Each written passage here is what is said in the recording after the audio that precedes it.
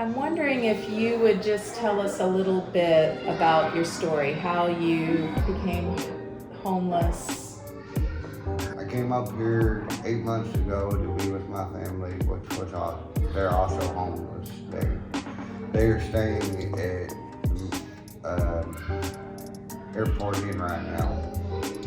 I was staying on the streets, sleeping where I ever laid my head.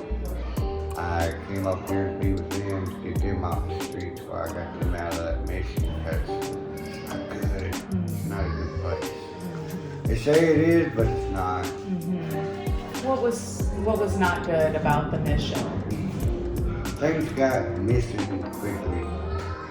Personal items, especially if they cost them value, they disappear quickly. But I didn't stay there for 2 months. And then I found somewhere. Once it started getting warm, I decided to take my chances out. And I'd rather sleep out on the streets and know that my stuff's on my bag, not gonna get stolen. But still, shit got missing. But I actually have a place. Tell us about that. I got involved in a program called HERS, and it was a homeless relocation, rehabilitation kind of thing. And I was involved with them for 4 months. They got me in programs with ISK, got me a psychiatrist. At ISK. And got me approved for housing assistance. So I'm not paying $700-800 a month. I'm only paying like $200. And yeah, it only took 4 months, and I'm freaking ecstatic. I bet you are. I'm not good at showing emotions. I'm not, but inside I'm freaking jumping for joy. I'm also a recovering drug addict for 20 years. What? So you were more than marijuana? Yes, more than marijuana. Marijuana I don't consider a drug. It's a medication. I use it. Yes, most people look at me and say I use it excessively. Well, you've been through a lot of damage, like body damage, like I have, cars, extreme sports. You're in a lot of pain, so you find. I used to be on painkillers. I used to be addicted to them, and opiates, all of them. I was eating them like candy. My ex-wife, 20 years ago, decided to lock me up in her bedroom and not let me out, and said I was going to get clean if it killed me. And I watched the paint peel off the wall. I watched the walls melt. When your brain is used to a certain chemical and pills made, well, they don't tell you when you detox. It's like get mad. It's like doing them drugs all over again, but intensified. Dude, I watched the paint peel off the walls. I watched shit that was there. It wasn't really there because my mind wasn't. Yeah. So where were you living at the time? I was in Tennessee. In Tennessee. And I thank God every day that I met my ex-wife, because she was the one that saved me. 6 months before that, I was in a recovery institute that didn't do a damn thing. Mainly because I was a very angry person and I didn't like people touching me, and I spent 6 months in a straitjacket. Because every time an orderly would come near me, I would put my hands on him. You know what Thorazine is? It's an interesting medicine. It makes you go to sleep really quick. Yeah. So you've got it sounds like with ISK, you've been able to get some support for meds and. Yeah, here pretty soon I'll be getting on my medicine and everything, and my bipolar will be better than it used to be. Okay. I can control my bipolar somewhat with marijuana, but without it, I have anxiety from years of bullying. I get anxious and very impatient. And I like smoking sativas most of the time. It slows my brain down and relaxes me. Not as jumpy, and I've just never liked taking pills anymore. Ever since I got clean, anything to do with pills, I try to stay away because it just reminds me of bad times. Yeah. And even with regular medication, like mental medication, it always just seems to make me feel ill. It's either I'm gonna walk around the rest of the day going, yeah, I feel crappy, or I'm gonna walk around feeling like a zombie. Yeah, it's hard. Yeah. So I'm wondering if you would tell us a little bit, Andrew, about how important this group has been. Oh, this group has been a godsend. The people in it are very helpful and kind, and so many words for the word kindness, and I've seen a lot of organizations. I'm 39 years old, and I've seen a lot of organizations say one thing and not pan out. This organization we started out one way, talking one thing, and then we're slowly building it up. I mean, we're making, I guess, snail tracks. Yeah, it's slow. Yep. But you feel like it's happening. It's slowly happening. I mean, progress is progress. And I mean, I see every meeting where you're talking about every 2 weeks there's something new happening. And how important has it been to you to come to these meetings and feel a part of that? It's made me feel useful. It's made me feel appreciated about my opinions. I mean, a person like me is not always asked, hey, what's the best way of doing this? I have learning disabilities, but I am intelligent, and not everybody asks me about my opinions because I know a lot, but I seem to ramble alone too.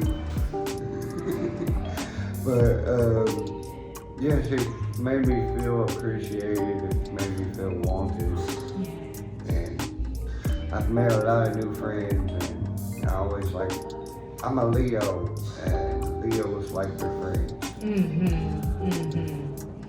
So this is your opportunity to tell folks out there what would be a good solution, what would help people who are homeless or unhoused that's not happening, or that something you wish would happen, people would do more of, or maybe there's something you've liked about the way the Institute and Playground has done this that you think other organizations need to hear. I don't know anything about other organizations. I don't like the way the missions ran. It's not always open. It's not always, even when it's raining outside, always have a shelter open somewhere where somebody can come in, and I don't care what time it is. It's always cold, it's always hot, and you never know when it's gonna rain or snow. Always have shelter somewhere where somebody can come in and chill for 5 minutes. These people are out here freezing. I know a guy that sleeps in a makeshift tent that he rolls around and with his dog and just chills out there because he doesn't like the way the missions are in. And let people be people. Let mean, I know drugs are a big problem, especially around here. There's a bunch of dope heads. But I'm not telling you to let people even let them do their drugs anywhere and everywhere. No. Let people out of the code that need to come out of the code, especially women and children. Right. So how would you describe your community of friends, your support networks? Who are they? Where do you get support? I get support from everywhere. I usually go, it's usually goofy, a bunch of goofy people, but usually when they're serious, and they show a lot of support. If they have it, they usually give it. I try to stay on. When I first got up here, I almost got into a bunch of users instead of people who wanted to help you out. Then I got away from that and got into people that will actually help you when you need a helping hand. I'm the type of person, I'll lend you $1, but eventually I'm gonna ask for that $1 back. But it could be months from now before I say, hey, I need that $1. And that's the type of friends I like being around. I'm not gonna sit there, you're my friend, you need something, I have it, you're gonna get it. Food, money, place to sleep. And how has that community impacted your experience of being without a house? What impact have they had? Even just a smile and asking how you doing can put a smile on somebody's face. And I like that about my friends group. Everybody's always, how you doing? Hey, can I get a couple of food stamps, get something to drink? Here you go. Tell me about Mary. How important has the connection with Mary been? Good.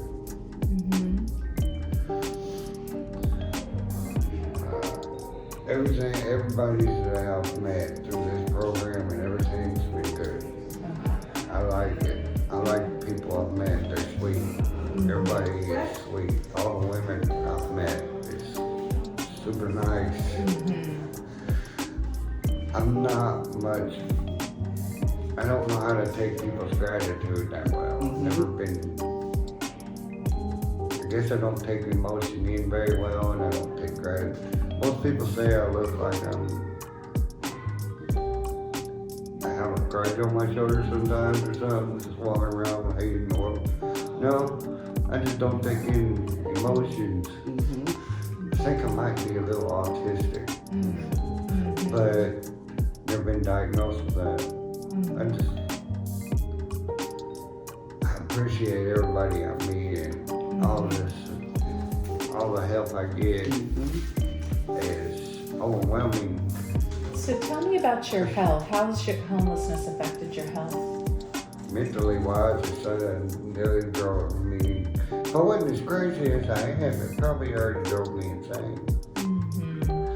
The homelessness was not very fun. 14 years I lived with my mother-in-law,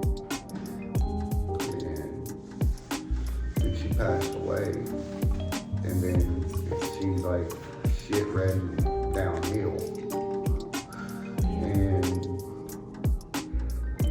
my ex-wife and my daughter came up to Michigan to say goodbye to a family friend that was on his deathbed. And when they were up here, they were kicked out of the place that they were staying at with me.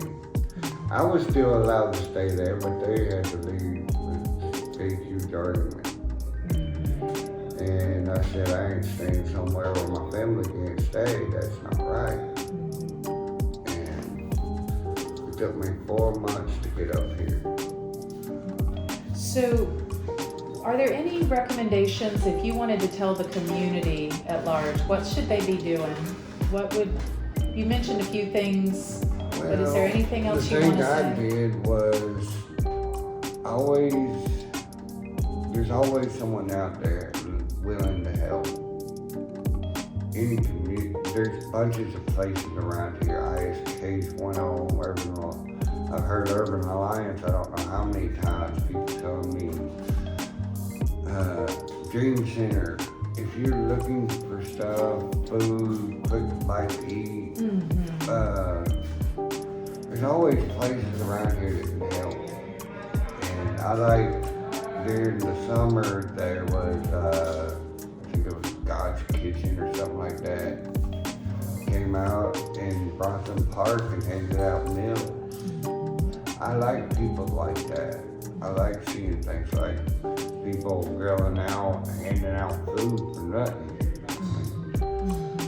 Some people, you don't know how, I mean, it's, when you're hungry and you see food and you ain't got no money and someone says, here, that, hey, you just gave me something for my stomach for another couple hours. I'm gonna survive a couple more days, thanks to you. I mean, I used to go down to, well, this is off subject. I'm getting off subject.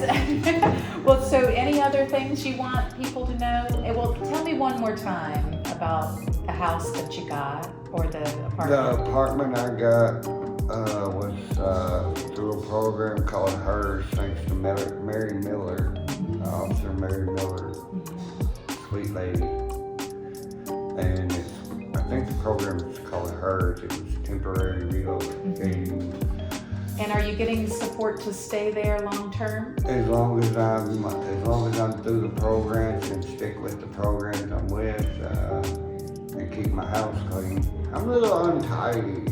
I gotta get used to cleaning again and taking care of myself. But other than that, everything is included. I do believe all I have to do is pay $226 a month. Is there any needs that you have in your new place that you want to put out there? Like needs, like house stuff that you're needing? I'm probably gonna need a TV. Anything would help. Okay. I play video games off and on. Yeah. But those things are expensive. They are. Andrew, can I give you a hug? Yes, you can. All right. I love hugs. Congratulations